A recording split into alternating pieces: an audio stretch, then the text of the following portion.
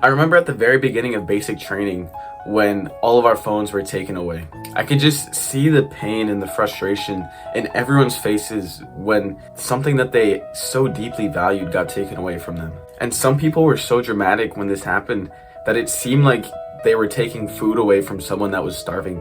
That's how bad it was. And so the first few days that we spent without our phones, it was literally horrible. Literally everyone was feeling down, everyone was feeling sad, everyone was feeling like they lost a part of themselves. And it was like we were all thrown into darkness, looking desperately for some sort of light in the dim situation. The thing is, when you've been so used to something that you've been living with it every single day, when you've been so used to having a phone and being able to connect with people and being able to speak to anyone pretty much at any time that you want, when you get so used to that and it gets taken away, it feels like as if all of your connections are lost forever.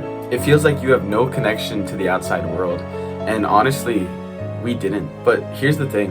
As the days started to go by, I started to notice something. The more and more time that people were spending away from their phones, right? Because we had no access to them. The more and more time that we spent like that, the more that I noticed people actually starting to enjoy simple things. I noticed that I was able to appreciate nature and the beauty of being outside so much more when we were outside. And I noticed this same thing in the people around me. I noticed that the people around me were becoming more social and everyone was working better as a team, as a unit, because we weren't distracted by our cell phones. I noticed that even though we were going through hard times, we were able to see the light at the end of the tunnel. We were able to work together as a group collectively to achieve a greater purpose. And I noticed that the more and more time we spent away from our phones, the happier the people were actually getting. And this sounds kind of crazy because we were in such a dark situation away from all these social connections. It would seem like that was impossible, that there was no way that could happen. And although it seemed like we had no connection to the outside world, there was still one thing that we could do. While we were in training, we could still send and receive mail. And so all of the letters people were getting were handwritten letters, and there was some gifts inside the mail, stickers, whatever, pictures, and what we would do is we'd save all these things. We'd save the pictures, we'd save the letters, and we would use them as a drive to keep going, as a drive to push through the training, and to get it finished so that we can go home and spend time with these people. And so I remember when we were in the barracks and we found ways to compete against each other. And at one point we were literally acting like little kids. We'd get into pillow fights and we'd play tag, or we'd do these simple games that seem simple, right? But they were honestly so entertaining, and it was so fun in the moment because that was really all that we had. That was all that we could do. And honestly, it felt like we were all little kids again, just exploring the world and going through these tough times as a unit together. And not only that, but the conversations we had so much more meaning than they do when it's just normal everyday civilian life. The thing is, when you're in that situation and you're away from your phone for so long, the conversations you have are so much deeper. They're so much more personal. And I remember us having multiple conversations about religion and multiple conversations about life and philosophy and how the world just works in general and how humans think. And I remember very specifically this one time when we were out in the field and it was nighttime and it was dead silent. We were supposed to be guarding.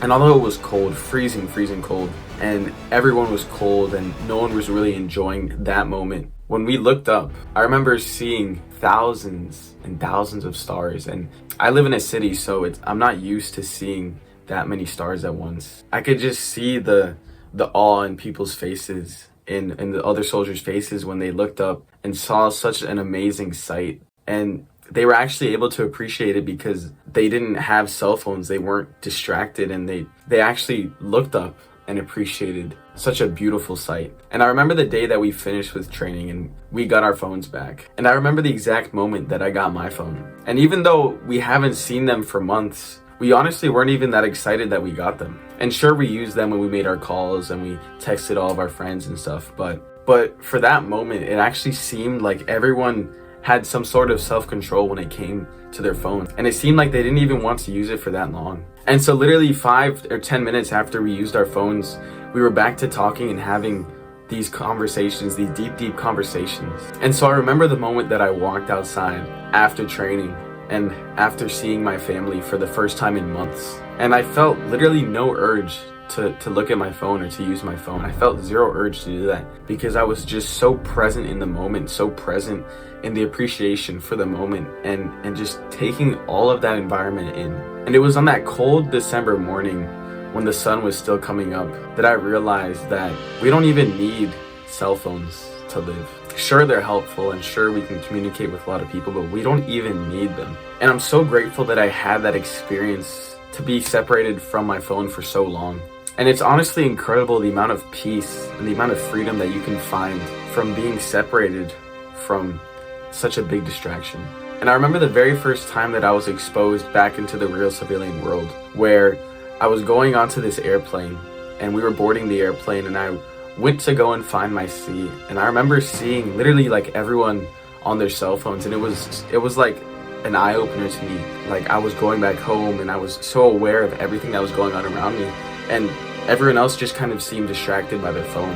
And I was on a flight to literally go back home and see like the rest of my family, and it was just an eye-opener to me, like being in the civilian world again and seeing everyone using their phones and distracted. And that's kind of what compelled me to make and start this channel, was seeing all those people just distracted. I mean, think about like 50 years ago, going onto a flight was like a special occasion. It was very rare that you'd be going on a flight. And so like, it's weird that I was the only one that actually opened my window on the flight while we were going up and just took everything in, took the whole sight, the beauty of the sight, the beauty of literally the airplane sounds, the smell, everything that was around me. I was just able to appreciate and to love and to enjoy every single moment, constantly coming and going. And so it's honestly insane for me to think about how different people act with cell phones. It's honestly crazy to think how distracting these things can be when they're so stimulating for us, right? It's so easy to scroll on Instagram for long periods of time. It's so easy to scroll on YouTube Shorts. It's so easy to watch TikTok and to just keep scrolling endlessly. And it's just becoming more and more prevalent and more of a problem within our generation and in future generations. There's kids with these things being born in their hands. And whenever they cry, whenever they're sad, or whenever they're angry, what do we give them? We give them a tablet. We give them a cell phone to distract themselves. And what this is going to do to them in the future is whenever they feel angry or sad, they're going to see that as a way to escape those emotions instead of just feeling them and allowing them to happen. And when we push those emotions down, it literally goes against so much of our biology. It literally affects our mental health. And this is why we're in such a bad mental health crisis now, is because these distractions and our dependence on them is causing us to go back to them, and it's causing us to go back over and over. And when these distractions are our only source of feeling good, as soon as we start to live life normally without these distractions, it feels like pain. And if we just keep distracting ourselves from this pain, we'll never be able to truly live and just embrace that pain, embrace the difficulties of life, because that's normal. Feeling emotions is normal as a human being. And whether it's good or bad, we need to feel them. And if we don't feel them, then we push them down and they come out slowly within our lives. And it causes anxiety and bad mental health. And so it was that moment when I sat down in my seat and I looked at everyone else around me inside of the airplane, when I realized that something needs to be done about this. And something that I learned from this was that I was so much happier when I was separated from my phone. And my friends and other soldiers were so much happier when they were separated from their phones, even though it doesn't really make any sense because they were in such a isolated part in their lives. But the thing is, we had brotherhood. We had each other, and that's what got us through those times. And I literally remember speaking to some friends after training and after we went through everything, and they were talking about how much more present they felt in the moment. And they were talking about how their mental health and mental clarity actually improves from being away from their phones and going through this hard experience. And throughout this entire experience, I learned that the best way to separate yourself isn't actually like the normal detox way or having insane amounts of discipline or, whatever people are telling you these days. The easiest way to do this is actually to give your phone to someone that you trust, or to give your phone to friends, family, whoever it is. Because for me, when I turned my phone in, even though I wanted it, I couldn't really get it and I didn't have access to it. And so if you can find a way to tell your friends or to your family, oh, don't give this to me unless it's an emergency, and don't let me take it. No matter what, don't let me take it. If you can tell your friends and family that, it's so much easier to distance and separate yourself from those distractions that are controlling your life and controlling your future and controlling your attention, so that you spend less time living and more time stuck on a screen. And so if you want to take some actionable advice from this video, try giving your phone to someone that you trust, friends, family, and just do it for a day, maybe 2 days, or for a few hours in the day, and just see the difference in your life, and try to just experience life and to experience emotions and to experience like feeling what life actually is. And something else that I learned was that you don't actually even need your phone. Most of the notifications you get aren't actually important, and it might seem like they are, but they really aren't. I remember how I'd go onto my phone and I'd have all these different games and they'd come up with notifications. Oh, you need to play today to get the extra points. Oh, you need this, oh, you need that. Or I'd get some irrelevant like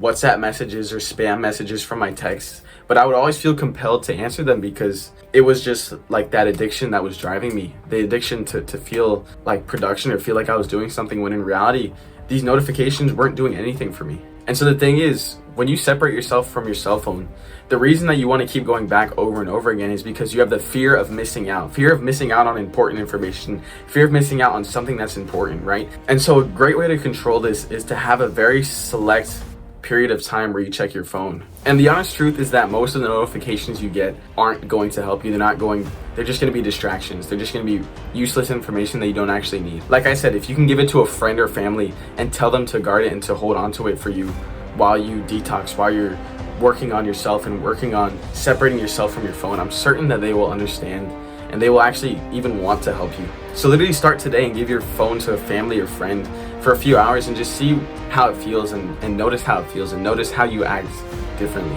And so if you're tired of endless scrolling, if you're tired of these evil companies taking advantage of your time, these evil companies taking advantage of you, literally you and your future, and you want to live a more purposeful life, a more fulfilling life where you're separated from these distractions and you can actually focus on the things that matter to you and you can live a more purposeful life, make sure you leave a comment down below of your story because I'd love to hear it. And after you leave a comment down below, make sure you subscribe because this is the content that you need to consume, not the brainless content, not the content that's promoting you to stay on and watch more videos and stuff like that. And so if you're serious about eliminating these distractions and taking control of your life, in the description there's a link to my free school community, and there you can interact with me and like-minded individuals.